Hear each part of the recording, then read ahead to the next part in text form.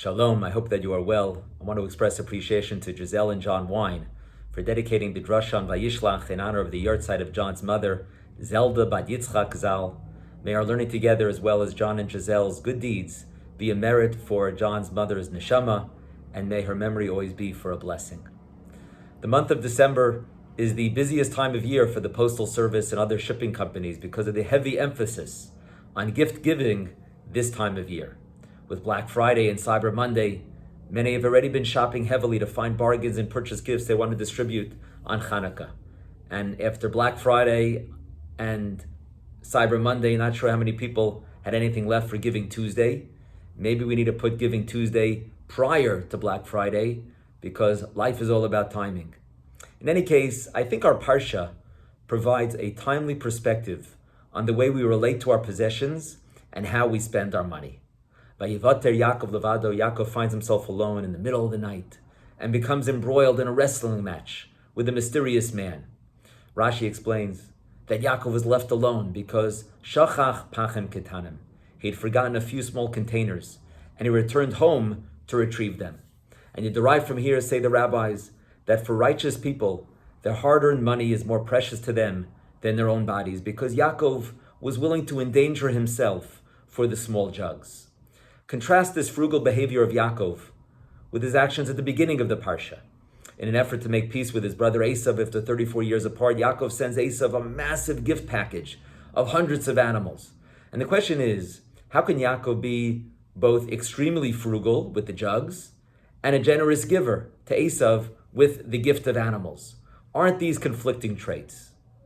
And if one understands the Jewish perspective on money, you realize that this is not a conundrum, because if you recognize, like Yaakov did, that wealth is given to the human being to steward, then you view yourself as a trustee.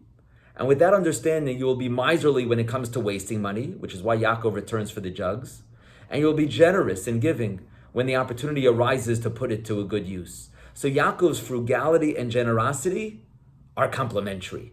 And unfortunately, in our society, manifest at this time of year, many are inclined to do the exact opposite. They waste money on things that have little redeeming value and are stingy when it comes to giving to projects or causes that can have a big impact. And knowing the members of our Beth Jacob community and your generosity for good causes, you emulate the ways of Yaakov. And during these challenging times, much has been upended, but our values have not been upended. They have not changed. And indeed, I've seen the way community members have given of themselves and utilize their resources to help others. A tzaddik like Yaakov, and the tzaddik that we strive to be, appreciates wealth as a gift from Hashem to be earned ethically, guarded appropriately, and utilized productively. There's a charming story that I once heard of a rabbi who went to visit a fellow in his community who was a banker. During the entire visit, as the man tried to engage the rabbi in conversation, the rabbi didn't say a word. And when he got up to leave, the exasperated host said, "Rabbi, you haven't said a word in all the time you were here.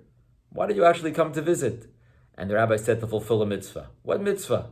The rabbi answered, "Just as there's a mitzvah to give a rebuke to someone who will listen, there's a mitzvah to not give rebuke to someone who will not listen. So I came to not give you rebuke because I knew you wouldn't listen."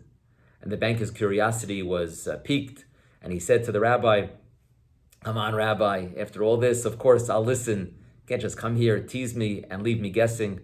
Tell me the rebuke." And the rabbi said, "Only if you'll listen." And the man promised, and very well said the rabbi, "There's a widow who has a loan through your bank, which she cannot pay because she has nothing near the income she had when her husband was alive. And your bank is going to repossess her home, putting her out on the street." And Rabbi, the man answered, "There's nothing I can do. It's a legal matter. I can't make the loan disappear. I don't own the bank. I'm just the manager." And the rabbi sighed and said, "I knew I shouldn't have told you. I knew you wouldn't listen. Now I lost my mitzvah." And the rabbi left. And within a week, goes the story, a letter came to the widow that her loan matter was resolved, unbeknownst to her, on account of the generosity of the bank manager, who took personal responsibility to pay the remaining portion of the loan himself, using his own money. We say in the Eshet Chayil every Friday night, Kappa Parsaliyani, she extends her palm to the poor. And there's a problem with this metaphor, with this image, because if you envision giving to a poor person, the giver extends the hand in a downward motion, and the beggar is the one with the open palm. So what then is the meaning of kappa parsalayani, that the palm is used to describe the woman's act of giving? My daughter once shared a beautiful answer when this issue came up at our Shabbat table, that we always must remember that the wealth is received from Hashem. Yes, we put in the hard work, but the open palm symbolizes that it's all a blessing from God. We receive it on condition that we, like Yaakov, utilize our money for productive purposes and share appropriately with others. Shabbat Shalom.